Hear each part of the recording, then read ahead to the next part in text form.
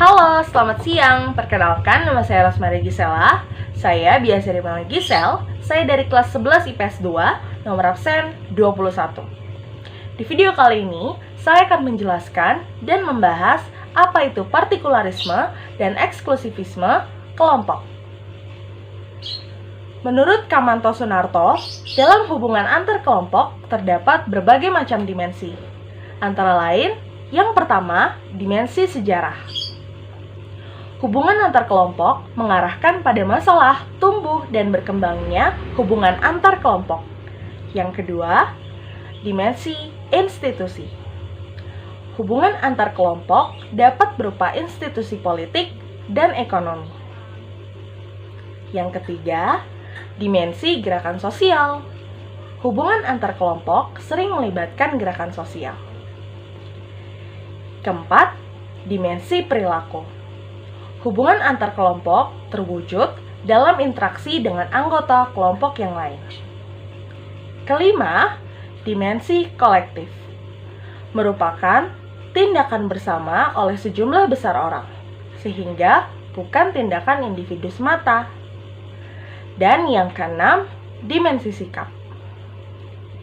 Hubungan antar kelompok sering memunculkan sikap atau perilaku yang berbeda. Sekarang kita bahas apa itu partikularisme dan eksklusivisme kelompok. Yang pertama, partikularisme. Partikularisme menurut KBBI atau Kamus Besar Bahasa Indonesia adalah sistem yang mengutamakan kepentingan pribadi di atas kepentingan umum atau aliran politik, ekonomi, kebudayaan yang mementingkan daerah atau kelompok khusus yang biasa disebut dengan sukuisme. Menurut Craig Storti, partikularisme berkaitan dengan bagaimana seseorang berperilaku dalam situasi tertentu.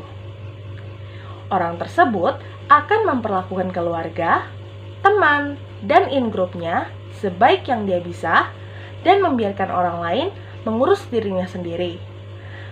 Dengan asumsi mereka akan dilindungi in-group mereka sendiri.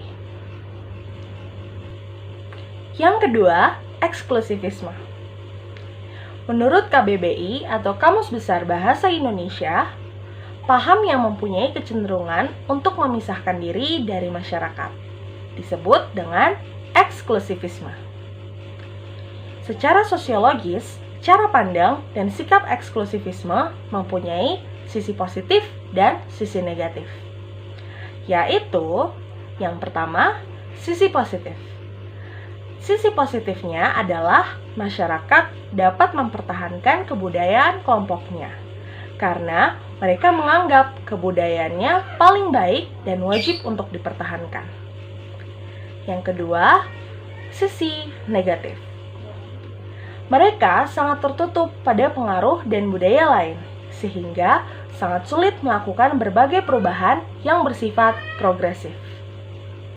Sekarang kita akan bahas mengenai ciri-ciri partikularisme dan eksklusivisme kelompok.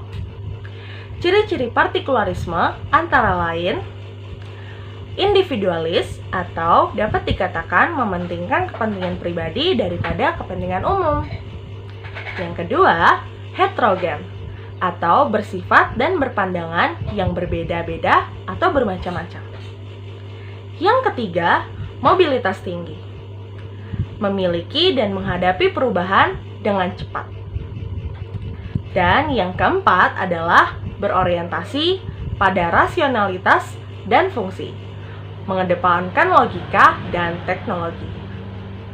Sekarang kita masuk ke ciri-ciri eksklusivisme kelompok. Yang pertama adalah mengutamakan kepentingan pribadi. Yang kedua, memiliki kecenderungan untuk memisahkan diri dengan sikap khusus yang disepakati dalam kelompok. Sekarang kita akan bahas masing-masing contohnya dari partikularisme dan eksklusivisme kelompok. Kita bahas yang pertama adalah partikularisme.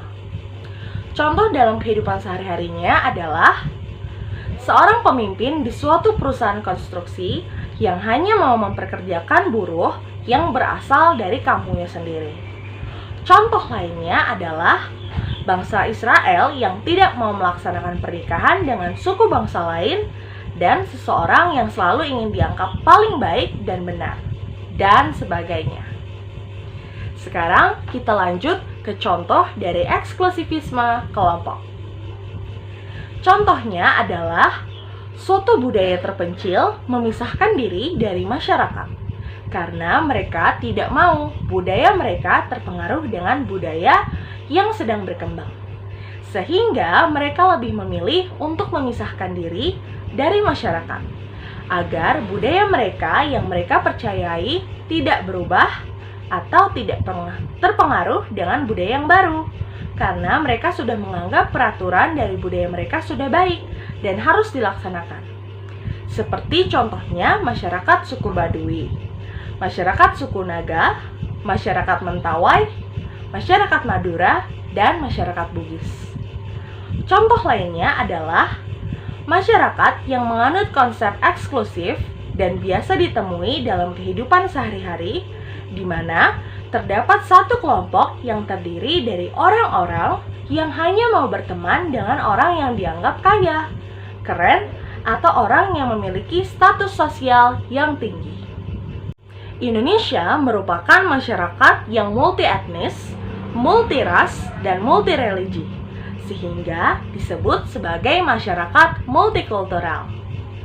Kecenderungan partikularisme dan eksklusivisme kelompok sebaiknya dijaga agar tidak berkembang dan dapat merusak tatanan masyarakat multikultur Indonesia. Salam Bhinneka. Terima kasih dan sampai jumpa.